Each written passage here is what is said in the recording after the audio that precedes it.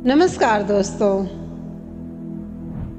शरद पूर्णिमा की शरद उज्जवल चांदनी में वंशीवट यमुना के किनारे श्याम सुंदर की बंसी बज उठी।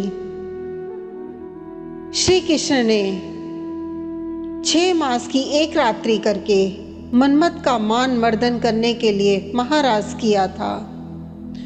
मनमोहन की मीठी मुरली ने कैलाश पर विराजमान भगवान श्री शंकर को मोह लिया। समाधि भंग हो गई। बाबा वृंदावन की ओर बावरे होकर चल पड़े। पार्वती जी भी मनाकर हार गईं, किंतु त्रिपुरारी नहीं माने। भगवान श्री कृष्ण के परम भक्त श्री आसुरी मुनि, पार्वती जी, नंदी जी, श्री गणेश, श्री कार्तिकेय जी के साथ भगवान शंकर वृंदावन के वंशीवट पर आ गए। वंशीवट जहाँ महारास हो रहा था, वहाँ गोकुल वासिनी गोपियाँ द्वार पर खड़ी हुई थीं। पार्वती जी तो महारास में अंदर प्रवेश कर गईं, किंतु द्वारपालिकाओं ने श्री महादेव जी और श्री आसुरी मुनि को अंदर जाने से रोक दिया। बोली, श्रेष्ठ जनों, श्री कृष्ण के अतिरिक्त अन्य कोई पुरुष इस एकांत महारास में प्रवेश नहीं कर सकता। श्री शिवजी बोले, देवियों, हमें भी श्री राधा कृष्ण के दर्शनों की लालसा है, अतः आप ही कोई उपाय बतलाइए जिससे कि हम महाराज के दर्शन पा सकें। ललिता नामक सखी बोली, यदि आप महाराज देखना चाहते हैं तो गोपी बन जाइए। मानसरोवर में स्नान कर गोपी का रूप धारण करके महारास में प्रवेश हुआ जा सकता है। फिर क्या था, भगवान शिव अर्धनारीश्वर से पूरे नारी रूप बन गए।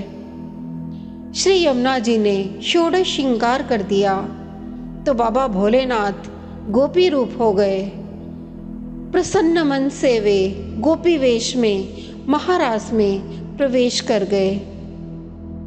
श्री शिवजी मोहिनी वेश में मोहन की रास स्थली में गोपियों के मंडल में मिलकर अतृप्त नेत्रों से विश्व मोहन की रूप माधुरी का पान करने लगे।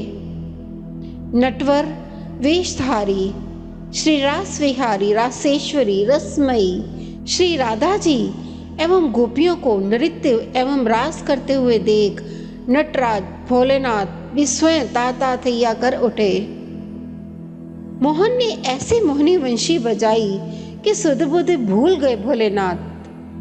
बनवारी से क्या कुछ छिपा है, मुस्कुरा उठे, पहचान लिया भोलेनाथ को।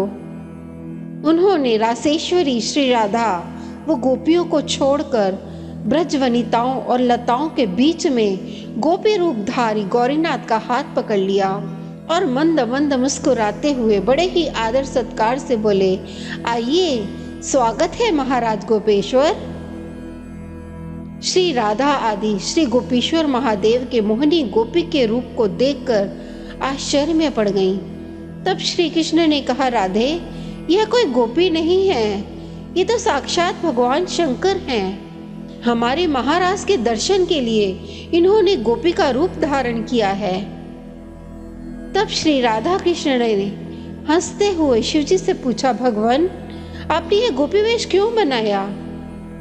भगवान शंकर बोले, प्रभु, आपके यह दिव्य रसमयी प्रेम लीला महाराज देखने के लिए गोपी रूप धारण किया है। इस पर प्रसन्न होकर श्री राधा जी ने श्री महादेव जी से वर मांगने को कहा तो श्री शिवजी ने यह वर मांगा, हम चाहते हैं कि यहाँ आप दोनों के चरण कमलों में सदा ही हमारा वास हो।